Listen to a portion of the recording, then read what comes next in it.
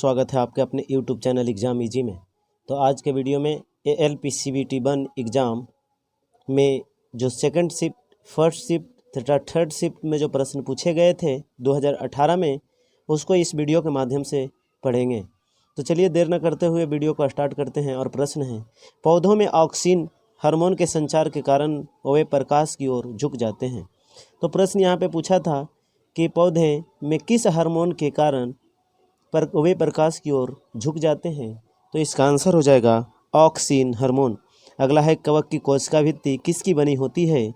तो काइटिन की बनी होती है। अगला है, गुणसूत्रों में जिस बिंदु पर संलग्न होते हैं वह उस बिंदु का नाम सेंट्रोमियर है। तो इसका आंसर हो जाएगा क्रोमैटिड्स। अगला है, किस ऊर्जा को गतिज ऊर्जा द्वारा स्थितिज ऊर्जा का योग होती है। तो यांत्रिक ऊर्जा गतिज ऊर्जा तथा स्थितिज ऊर्जा का जोड़ कहलाता है। अगला है, ध्वनि निर्वात माध्यम से गुजर नहीं सकती। अगला है, कार्बन यानी C12 में एक मोल में 6.02 गुने 10 की पावर 23 परमाणु होते हैं। अगला है, ब्लीचिंग पाउडर का उपयोग किसके कीटाणु रहित करने के लिए किया जाता है। तो पेयजल के लिए ब्लीचिंग पाउडर को मिलाया जाता है।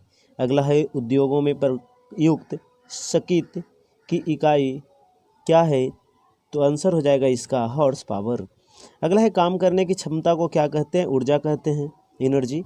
किसी फूल के मादा प्रजनन हिस्से को क्या कहा जाता है। अंडप कहा जाता है।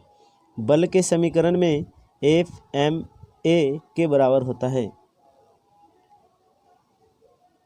यानी फोर्स बराबर होता है मास गुने एक्सिलरेशन, जिसको कहते हैं द्रव्यमान गुने त्वरण। अगला है, कार्बन के अपरूपों में से धातु विज्ञान के अपचयन एजेंट के रूप में कौन उपयोग किया जाता है। तो इसका आंसर हो जाएगा कोक। अगला है, इथाइन एक कैसी हाइड्रोकार्बन है। असंतृप्त। रक्त का प्लाज्मा घटक भोजन CO2 एवं नाइट्रोजन युक्त कचरे का परिवहन करता है।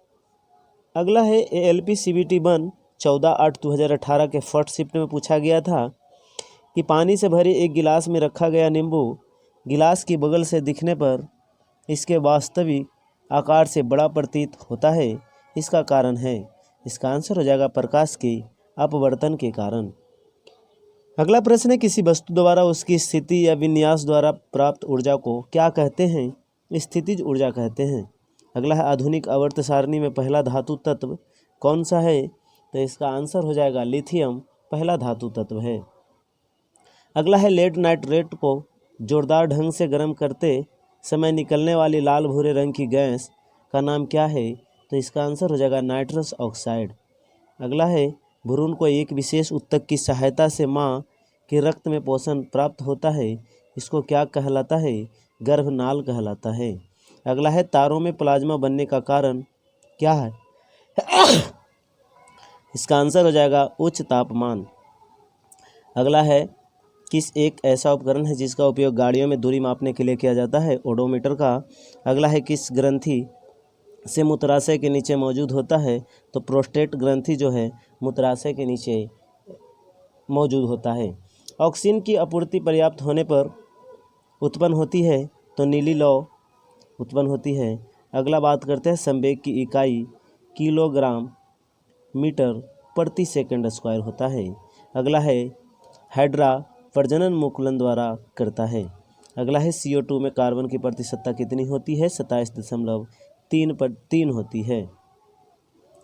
अगला है, ALP 14/8/2018 के थर्ड शिफ्ट में पूछा गया था कि ठोस कार्बन डाइऑक्साइड को और किस नाम से जाना जाता है। सूखी बर्फ के नाम से जाना जाता है। सभी विभाजन के चरण का नाम मेटाफेज है, जिसके दौरान विभाजित सेल में गुणसूत्र मध्य रेखा पर स्थित होते हैं। अगला है, अधातु ऑक्साइड आमतौर पर होते हैं तो अम्लीय होते हैं अधातु ऑक्साइड। अगला है, यदि किसी विलयन के नीला लिटमस लाल रंग को परिवर्तित हो जाता है तो इसका pH स्तर 6 होने की संभावना होती है।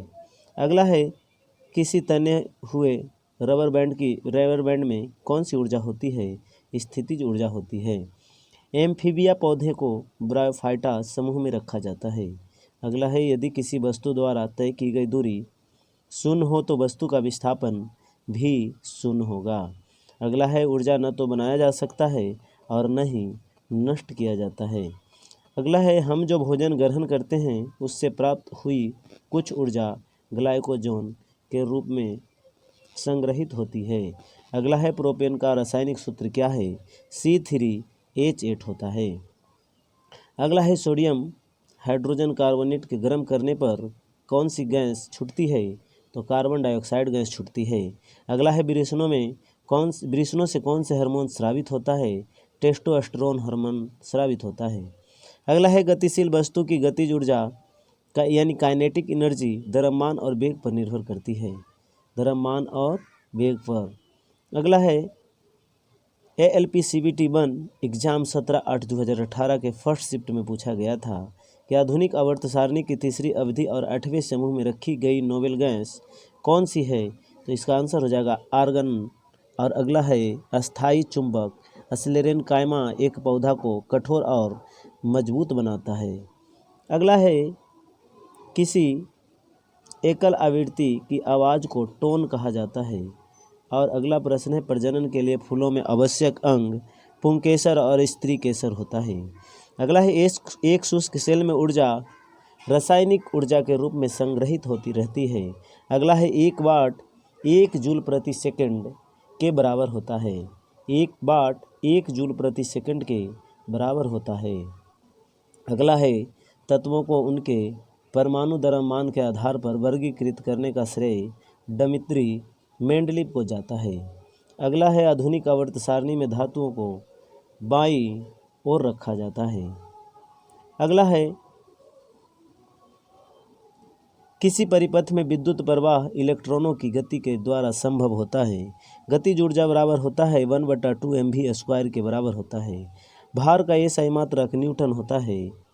आगे बात करते हैं चूने के पानी में कार्बन डाइऑक्साइड गैस प्रवाहित करने पर यह दूधिया हो जाता है। ऐसा कैल्शियम कार्बोनेट निर्माण के कारण होता है। और आगे बात करते हैं ALPCVT1 17/8/2022 के सेकंड शिफ्ट का प्रश्न है कि विटामिन K की कमी के कारण अत्यधिक खून बहने लगता है। अगला है वायु का निरपेक्ष अपवर्तक सूचकांक 1.0003 है। और अगला है सोडियम के क्लोरीन तक आध्यात्मिक गुण बढ़ता है। आगे बात करते हैं 1 नैनोमीटर 10⁻⁻⁹ मीटर के बराबर होता है। अगला है वेग में परिवर्तन की दर को त्वरण कहते हैं। ध्वनि आंतरिक लहर है। और अगली बात करते हैं यदि कोई वस्तु वृत्ताकार पथ में घुमाई जाती है तो उस पर किया गया कार्य शून्य होता है। अगला है गतिशील जीवाणु कोशिका को नर युग्मक कहा जाता है। अगला है पौधे में बौनापन जिबरेलिनस अम्ल के उपचार द्वारा नियंत्रित किया जाता है। अगला है एल्युमिनियम ऑक्साइड प्राकृतिक में वह धर्मी है। अगला है फास्फोरस की परमाणुता त्रिपरमाण्विक है। और आगे बात करते हैं अंडा अंडाशय से कोख में डिंब वाहिनी के माध्यम से लाया जाता है। आगे बात करते हैं सिराओं में प्रचुर मात्रा में सफ़ेद फाइबर पाए जाते हैं। और आगे बात करते हैं किसी गोलाकार दर्पण की परावर्तक सतह के व्यास को छेद कहा जाता है।